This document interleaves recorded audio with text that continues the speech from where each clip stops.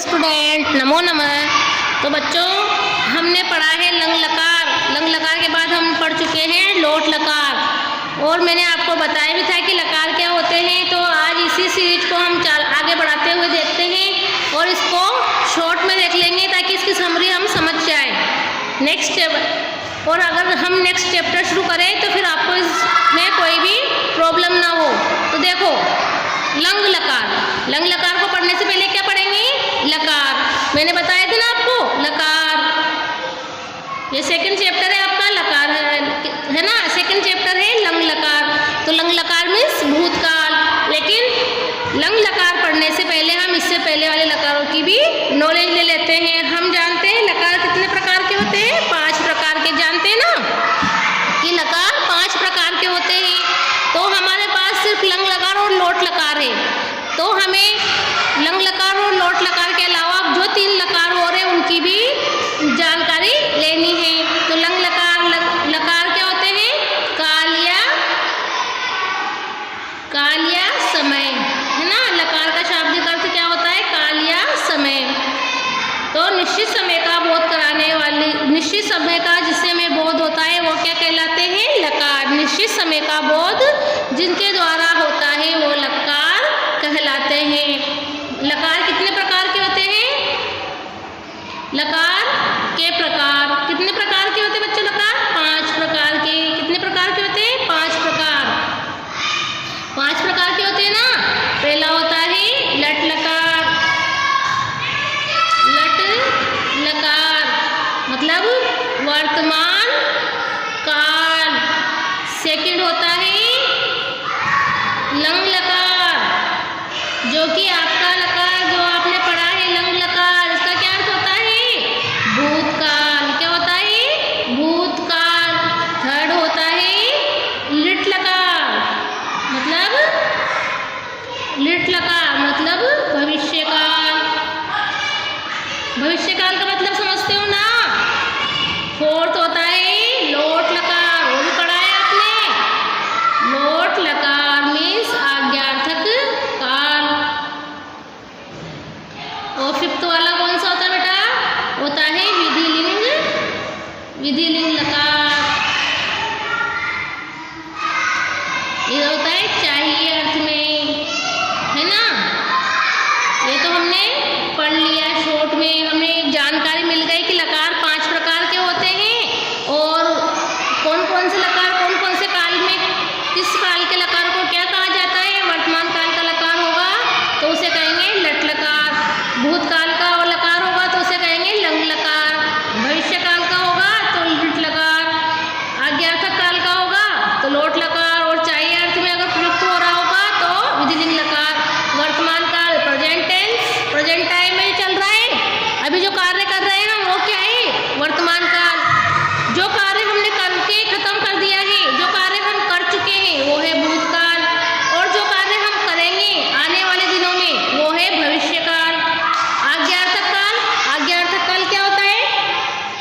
आज्ञार्थक काल होता है बेटा भविष्यकाल, जो आने वाले टाइम में हम आज्ञार्थक काल होता है इसमें हम परमिशन दे रहे हैं, वो होता है आज्ञार्थक काल।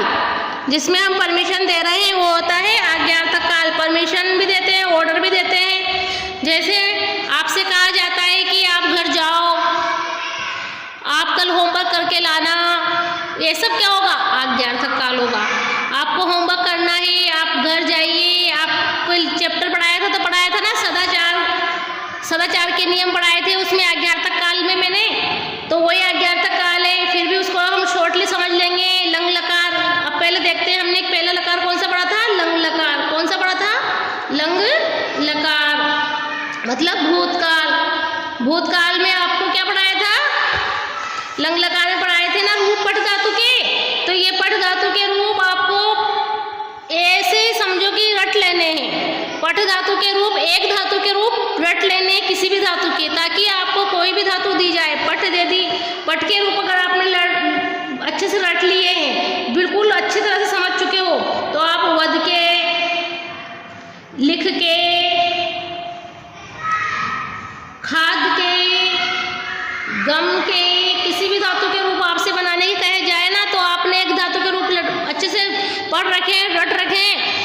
पांचों लकारों में एक धातु लेके पांचों लकारों में रूप बना के रट लेने, जिससे क्या होगा कि आपको कभी वो भूल नहीं पाओगे। जैसे बोलते ना, अब इसमें आपने अगर पढ़ लिया है अच्छे से तो अपठत, अपठताम, अपठन, अपठ, अपठतम, अपठत, अपठम, अपठाओ, अपठाम। तो आपसे कहते हैं कि वद धातु के अवदत, अवदताम, अवदन, अवद, अवदतम, अवदत, अवदम, अवदाओ, अवदाम। किसी भी धातु के कहेंगे वो का हुए बनाना है, सिर्फ पठ की जगह वद, पठ की जगह वद, ये करते जाना है, ठीक है ना। तो एक धातु के रूप याद करके आप सारी धातुओं को उसके अकॉर्डिंग बना सकते हो। लंग लकार में भूतकाल के वाक्य आते हैं, हमने पढ़ा भी था कि स गीताम अपठत, अपठत आ रहा है ना, अ लगता है शब्द, उपसर्ग लग जाता है ना, शब्द धातु से पहले अ लगता है और पीछे प्रत्यय जुड़ जाते हैं। अपठत वो गीता पढ़ चुका है, सा उद्याने गच्छत वो उद्यान में जा चुकी है।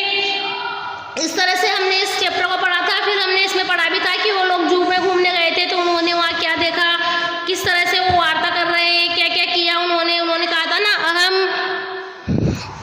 इसमें देखो अहम आपनाम आगच्छ, हम तो अपने आप आए हैं, आवाम चित्राणी पश्चाव, हम दोनों ने चित्र देखा, वयम जंतुशालायाम आगच्छाम, हम सब जंतुशाला में गए थे, वहाँ कल रविवार था। वयम भ्रमणाय जंतुशालाय आगच्छाम, हम सब जंतुशाला में मतलब जू में घूमने गए थे। तत्र सरोवरे वर्तिका हंसा च तरंती, वहाँ पर जो सरोवर था उसमें वर्तिका और हंसिका तर रहे थे। पिंजरे में शेर था, गर्जना कर रहा था, वहाँ पर दो हिरण थे जो इधर उधर भाग रहे थे। बालिका तत्र वानराणाम दृष्ट्वा प्रसन्ना भवन, वहाँ पर जो बालिकाएं थी, बालक थे, बालका जो बच्चे थे, लड़के थे, वो बंदरों को देख देख कर प्रसन्नता का अनुभव कर रहे थे।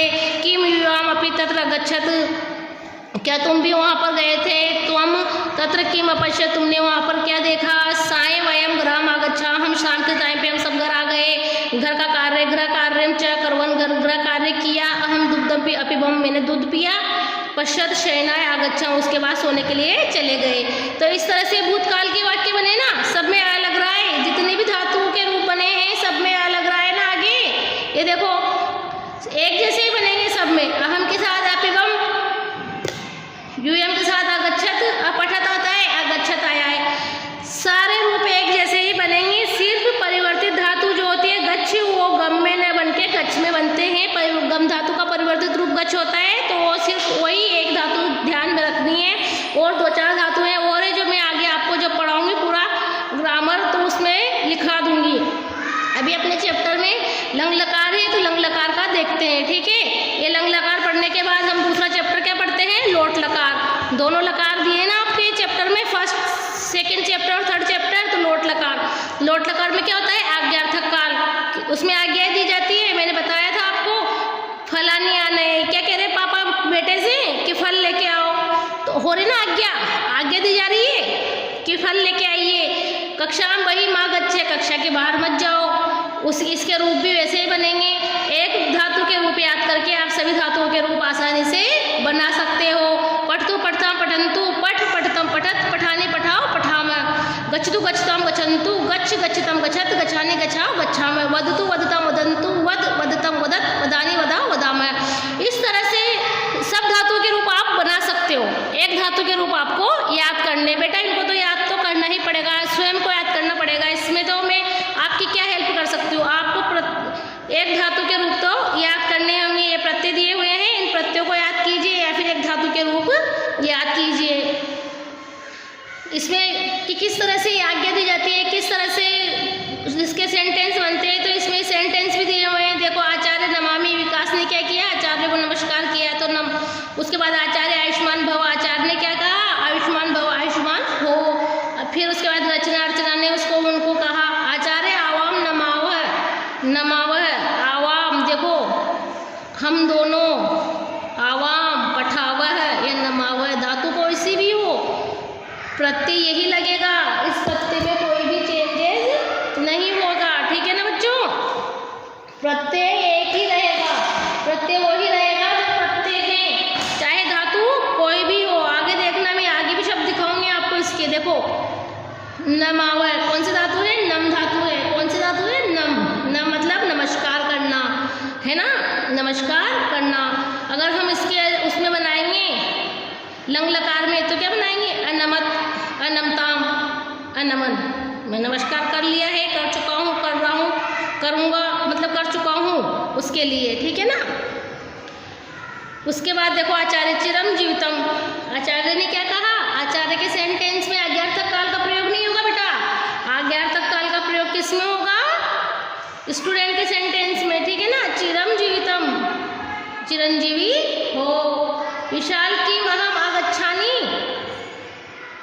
अब देखो आ तो उपसर्ग है, गच्छ धातु है और उसके साथ अहम के साथ किसका प्रयोग हुआ है, उत्तम पुरुष एक वचन का, पठानी होता है, गच्छानी हो रहा है। तो आ तो उपसर्ग है और क्या है, गच्छ धातु, आ उपसर्ग और गच्छ धातु के साथ जो बनती है आगच्छ, इसका मतलब होता है आना, और गच्छ धातु का मतलब होता है जाना, ठीक है ना।